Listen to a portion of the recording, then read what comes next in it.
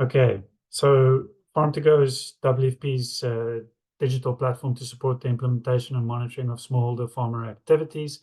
It is a platform that we created to address multiple smallholder farmer use cases of support that we want to provide from WFP side, but it's also an opportunity to expand the use cases to other UN organizations or overlapping use cases between UN organizations.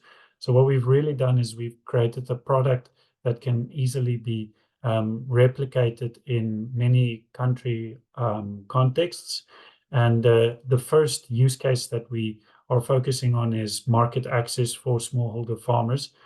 So the digital marketplace that we created for smallholder farmers starts with the farmer organization or the aggregators who have a smartphone application installed on an Android phone.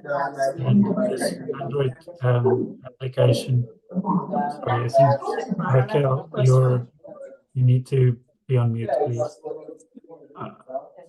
Sorry. Hey, I think I need to look at someone further. There. Okay, just muted you. So the farmer organization, they have access to the Farm2Go application, and they use it to register their farmers. They create a profile of the farmer.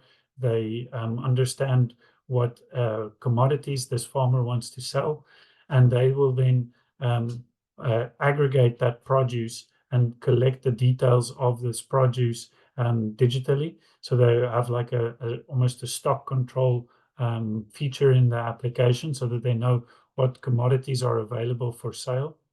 And then the buyers who have a web application, they will see the list of commodities that are available for sale, and they can then make offers to buy this produce. So it's like an Amazon or an Alibaba kind of application where you see the products and you make offers. The only difference is that in Farm2Go, you're not purchasing the product directly. It's not a transaction that takes place. It's really just formalizing that relationship between the farmer organization and the buyers. And they can negotiate the terms of the deal. So when they negotiate this, they agree on the quantity, the price, the location, and the time of the specific purchase. And that's when they meet for the exchange in person. And when they meet in person, the farmer organization will also record the details of what happened during this exchange. So that I exchanged the agreed quantity, what was the payment that was received, what was the payment method, some comments. So all of the details of what happens in person is also recorded. And then we know, okay, now that the exchange took place, it's related to a specific commodity that a specific farmer contributed at the collection point. So then the farmer is also due a payment. And this is, again, something that's just recorded in the application because most of the payments are still done via cash. And then we have that record of the collection to the payment, and we can then report on all of the different steps between that. So WFP and government stakeholders have access to the data, and they can then use that to inform their decision making. And then we can also create content that will be shared with farmer organizations. And this content can be anything from weather information to post harvest loss management to good agricultural practices, any capacity strengthening information that you can think of. We can share it with farmer organizations, and they will then train their farmers on the content and use the application to indicate which farmers have been trained on the content.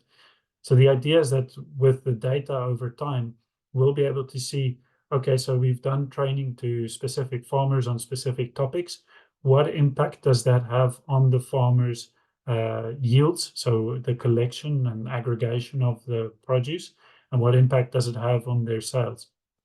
And this is really just the start. It's the way that we've started the implementation in the country offices, but the idea is that in the future we can add other services also for farmers' benefit.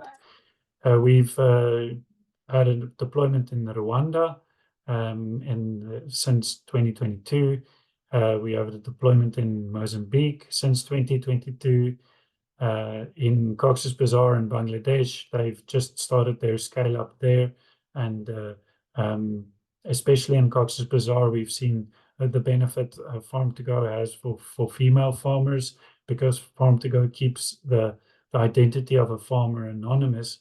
It means that the female farmers who do participate in the digital marketplace, their identities aren't known to the buyers, and then the buyers are really just comparing apples with apples, and they're not basing their price decisions on the gender of the farmer. We have a deployment in the Philippines since last year. This is the launch video or launch picture from last year. We did a training earlier this year in Somalia, and they are just starting their implementation. And 2 weeks ago, I was in Uganda to launch Farm2Go there with the team in Karamoja. So Farm2Go was featured in a BBC podcast, and this one highlighted the benefits that we have for female farmers. And we are also participating in the ICT for Ag Inspire Challenge, where we were one of the winners selected to increase the participation of female farmers in our digital solution. And if we reach our target in September, we'll unlock some funding. And then we won the UN Global Pulse Scale Accelerator grant, because they said that this is a solution within the UN system that can scale not only within WFP, but for other UN organizations also. And then last week, I was actually at a Food Systems Solutions Summit in Helsinki, where we won the pitching event there.